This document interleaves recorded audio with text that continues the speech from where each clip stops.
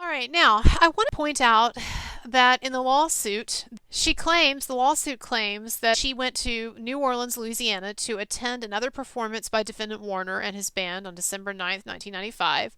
The tour manager for Defendant Warner and his band provided the plaintiff with tickets for the performance, as well as photo pass that gave plaintiff additional access within the venue.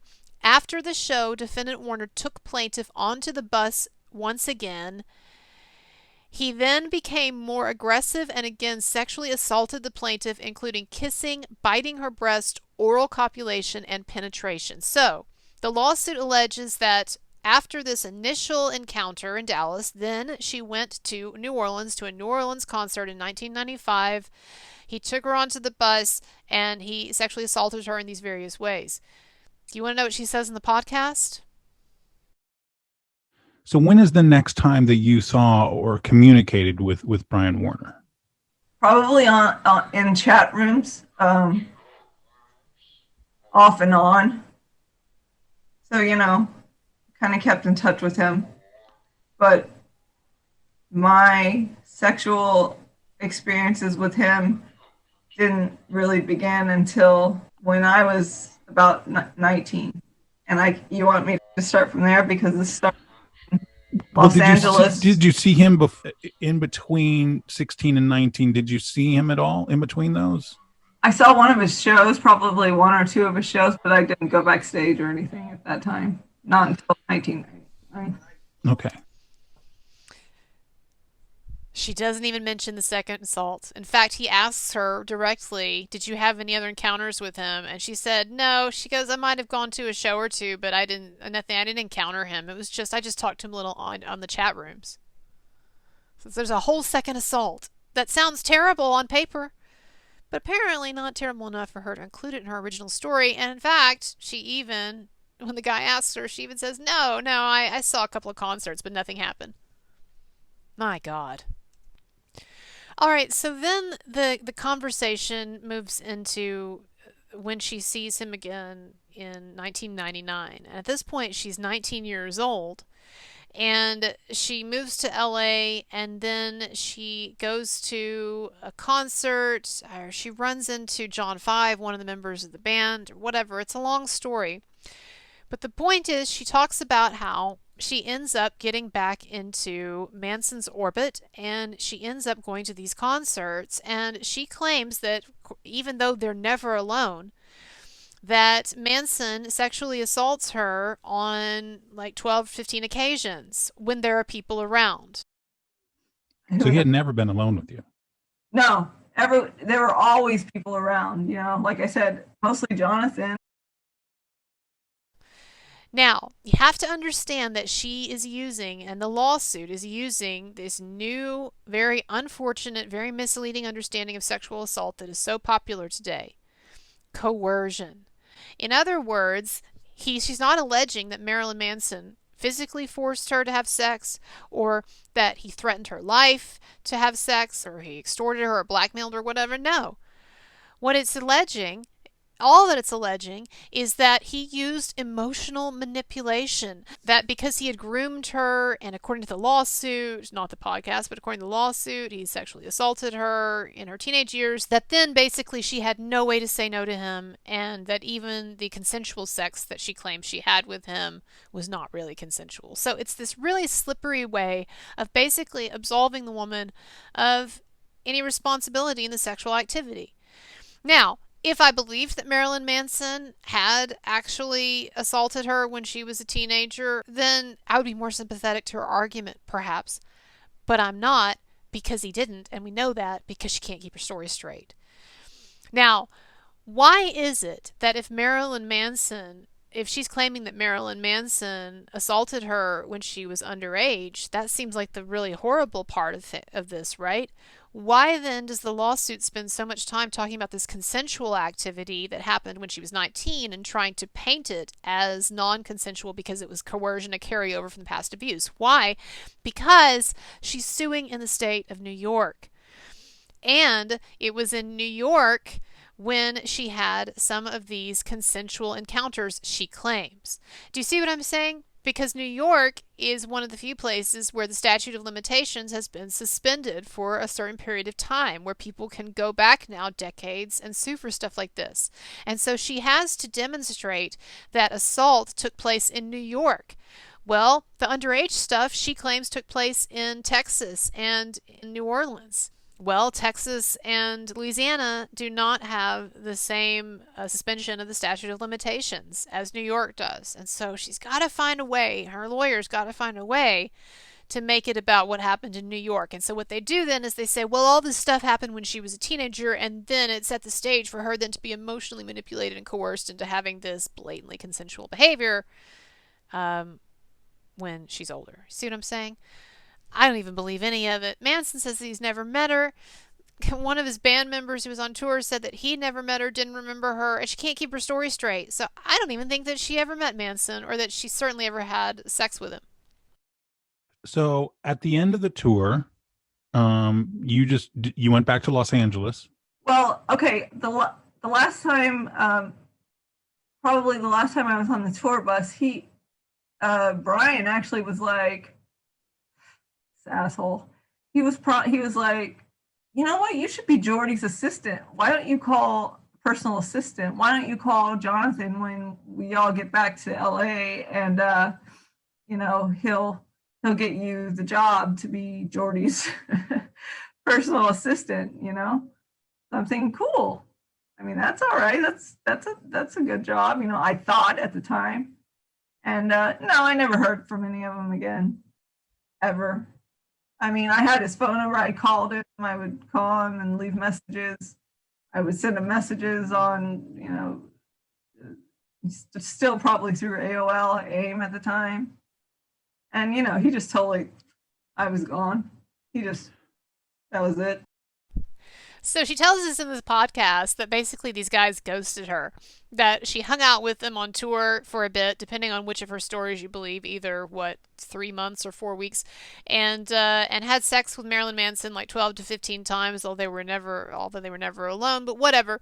But she claims that at the end of all of this, they dangled this tease of a job out in front of her. Oh, you could be a personal assistant, and they told her, don't call us, we'll call you. And they ghosted her. She seems really pissed about it. Now, again, I don't even believe all of this. I think this woman's delusional. But at the same time, this story that she gives us, guess what? It's very different in the lawsuit. Things just kind of drop off in the lawsuit. It says that the plaintiff found the strength to finally stay away because she was afraid to be left alone with defendant Warner. And then it said a few nights later, April 28th, 1999, defendant Warner's band played their last concert of this tour in Cedar Rapids, Iowa, canceling the rest of the tour in the aftermath of the Columbine High School shooting. Defendant Warner stormed off stage, ending the show early. Defendant Warner's assistant took the group, including the plaintiff, backstage after the show, where she saw defendant Warner sitting in the back room and laughing. That's where things end. So, no mention of this ghosting or anything like that, although she talked about it in her Sun interview as well, about how rejected she felt.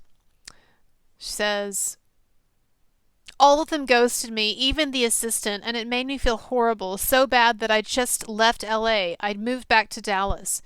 It just made my drug problem worse. Oh, okay, yeah, something to blame your drug problem on, right? And I was starting to have an eating disorder, and it just escalated. I hated myself. That is a common thread that you'll find in these allegations against Marilyn Manson, these hoax allegations, is that all of these women like to blame him for all of their problems, their eating disorders, their issues with self-harm and cutting, drug abuse, blah, blah, blah, blah, right? It's all Manson's fault. All right, continuing on with the podcast. And when you started telling your story publicly about Brian, did anybody from his team reach out? Did they try and stop you? I mean, I might have gotten trolled a couple times, probably from him. But no. So, yeah, she says in the interview, no, nobody is retaliated against me. I might have gotten trolled a little bit, but nah, nothing. He asked her flat out, has anybody retaliated against you from Brian Warner or his camp? And she said, no, right? Might have gotten a little trolling, right? Well, I get trolling, no big deal. But that's not what she said in her Sun interview. She said, all of my social media accounts, emails, and website were hacked. I'm also going to speak to the FBI and police about that too. Right. And then, of course, she believes that Marilyn Manson and his wife are retaliating against her with me. I don't take my orders from Marilyn Manson and his wife. All right. I know it's going to be a shocker to everybody, but I cover this stuff because it's interesting and I believe in it and because it is a gigantic fucking hoax. And if the media and the public ever one day wake up to the reality of what's going on here, it'll be a huge fucking story and yours truly will be at the center of it. So far from me being an agent of retaliation for Manson and his wife, in fact, what I'm doing is I'm placing a bet on a story that I hope to one day explode for everyone to see. All right, moving on. I mean, in fact, I had told my first husband about what had happened, and I kind of feel bad for Heather Sweet because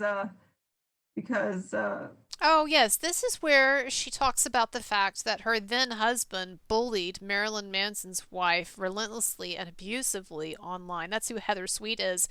You might know her as Dita Von Teese, her stage name. Listen to what she says here. She says, no, just remember that she had just said that nobody from Manson's camp retaliated against me or whatever. I just got a little light trolling online, right? And now, though, we find out that her own husband, someone in her camp, was relentlessly bullying and abusing Manson's poor, innocent wife at the time. Right? These people, it's so predictable. They project onto others their own behavior, right?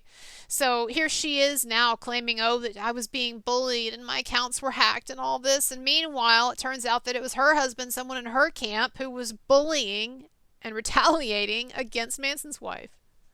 My first husband was so pissed off at Brian that he would go on to... Yeah, I was so pissed off because of the lies that you told about Brian. See, that's the other thing that's insidious here, is that these women, they all get the men in their lives all worked up, right? Because these men are wanting to come in and they're, want to do all this white knighting and everything and save the day, and good for them, right? They're acting on love, but love can be manipulated. And women have a power that is often far underestimated. And it's you could argue that it's more powerful than physical power. It's emotional power. It's emotional manipulation. So, like, Heather's Yahoo page, and he would just, send messages and just, this is wrong. He shouldn't have done this. My first husband's name was Stephen, but Stephen would go on and he would, send messages to Heather and, because he was trying to be protective of me, Yeah. But he did it in the wrong way. But, he would say really mean things about Heather and Ryan. And I knew it was that. I don't know that it was Heather writing back, but I could tell by the tone and the references and the way that, it was written that it was Brian responding under pseudonyms, of course. Because Howard, and he won't say anything to your face. He talks a big talk, but he doesn't walk the walk. You know what I mean? That's why I'm saying I'm not afraid of him. I have... evidence. I know. You've got evidence. I got stuff on videotape of him, so he can't. Videotape. Well, do tell. Are you going to be sharing that? Because I didn't see it referenced anywhere in your lawsuit, and I haven't seen it anywhere in the press. I haven't actually seen any evidence from you whatsoever, Bianca. So I think you're full of shit there too. Yeah, so she says she's got all this physical evidence, right? She had said this in a different post as well. She says, I wish I could testify in court against him. I have so much physical evidence. It's preposterous. But I don't live in LA anymore, so I don't know what to do. Yeah. Well, I think Andrea Burkhart, the attorney, said that this criminal activity that occurred and that you allege that occurred in Texas and New Orleans when you were underage, that in those states, actually, you could still pursue the criminal stuff. So what's the deal there? So she says in her Sun interview at the time, speaking exclusively to the Sun, Bianca said it was a very confusing relationship. And looking back, I feel it was emotionally abusive. I was in love with him and thought it was mutual. I just wanted a regular relationship with him. this is kind of weird because basically what she's saying is she's saying that it was confusing, and now that I look back, I feel that it was emotionally abusive. So basically, that's your way of saying that he didn't actually abuse you, he didn't actually assault you, that in fact everything was consensual, but you're just kind of confused, and now you feel like it was emotionally abusive. Is that because he ghosted you and you know things didn't work out and it turns out you were just a groupie? Like I said, I don't even think this woman had sex with him. I think all of this is made up. But if you look at her story, there are just so many ways in which it's obviously messed up, right?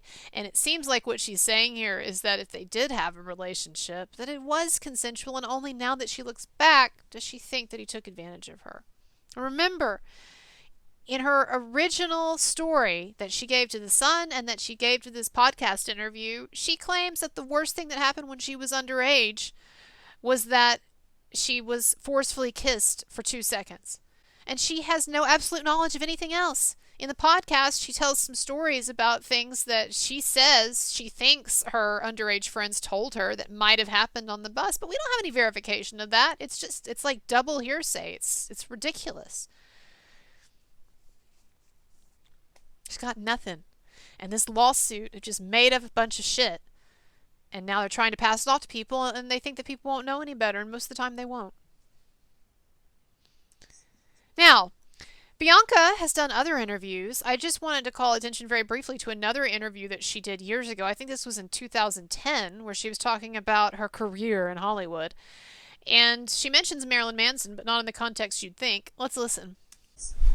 Well, I started in music videos, and I can't remember how many I've done because that's how I started out. I was with an agency in California, and they would just send me every day to like 3 or 4 auditions for music videos. You know, all kinds of bands, like everybody from the Goo Goo Dolls to up to Marilyn Manson and things like that. And I would just go audition all the time. Well, you have the rock star girlfriend look. I mean, you are that voluptuous kind of, you know. Rock star. I want to be the rock star girlfriend. That's the problem. Like, I dated musicians before, and it just didn't work because I was like, no, I'm the rock star now. I'm just the rock. So she claims that she auditioned for a Marilyn Manson music video, but that's the only mention of him. There's no hint anywhere in there of anything nefarious about Marilyn Manson. And also, she makes this quip about how it doesn't work out when I date rock stars because I have to be the rock star. So basically, you're presenting yourself as kind of really demanding diva, not as the victim of sexual assault. She sounds like a fucking nightmare, which is probably closest to the truth. Now, something else weird. She posted this was in, I guess, the last couple of years when her allegations came out. She posted a picture of Marilyn Manson and Twiggy with a random woman. And then she writes, Warner, white, brown, you still pretend you haven't known me since New Orleans? Not me in the pic, but obviously there. You both met me 1995 and kept it up until 1999. Okay, so she's using, this is how much of an idiot this woman is. She's trying to validate the fact that she was at this New Orleans concert with Manson and Twiggy by using a picture of them at the concert with a random woman, not her. What the fuck is this proving? And then what's hilarious is that the woman in this picture, she comments underneath this. She says, why are you using my photo in this post? So you see there's Bianca Allaine, right? And then under that, the Katya Miyagi. Why are you using my photo in this post? And then Bianca Allaine says, Katya Miyagi, you did not own this. Bye. You're definitely not the minor in the picture. Stop. Not you. I'll gladly send my lawyers to you. Okay. So Jeff Anderson, my favorite attorney. No, don't get upset, Jay Ellwanger. You know you're my favorite. I really love that cease and desist letter that you sent to me. I know that Manson's attorney, his name was on it too, but I'm sure his heart wasn't in it. He likes me. Howard likes me, I'm sure. But Jay, you had to send me a cease and desist letter? Come on. Well, I know that I've been tardy in getting the cease and desist letter back to you. I know you gave me a form that you wanted me to sign promising that I would never do anything bad again, Daddy.